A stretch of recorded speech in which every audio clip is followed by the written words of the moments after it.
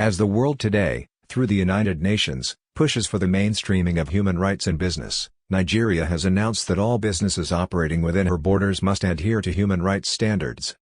Nigeria's chief human rights officers and the executive secretary of the country's National Human Rights Commission, Barrister Tony Ojukwu, made the announcement at a high-level forum on business and human rights in Abuja, on Wednesday.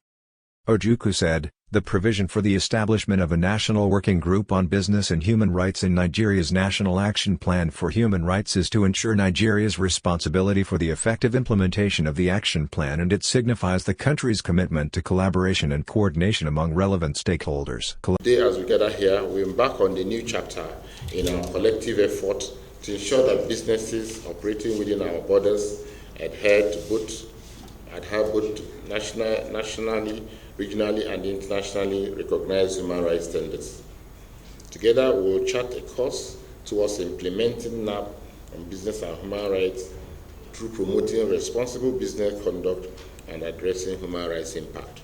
Dr. Salamatu Suleiman, the chairman of the Commission's Governing Council, expressed the Commission's readiness to implement decisions reached at the forum, adding that the Council members who are to consider and ratify the outcomes are part of the day's engagement.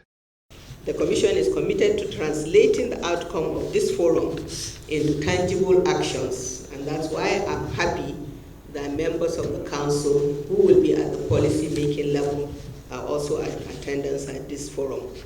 We'll work diligently to develop robust policies, advocate for their implementation, and engage with the relevant stakeholders to promote responsible business practices that uphold human rights.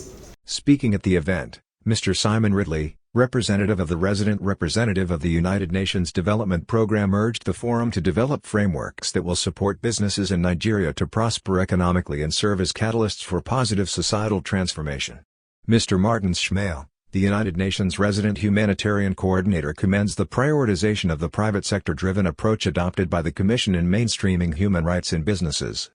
As we engage in meaningful discussions, share insights and partnerships during this event, let us collectively strive to develop frameworks that ensure businesses not only prosper economically, but also become catalysts for positive societal transformation. Economic recovery will not be possible without the private sector, the business community being the main driver. And so I'm really delighted that as we all look to the private sector to be this engine of development, that we are looking at how can that be done.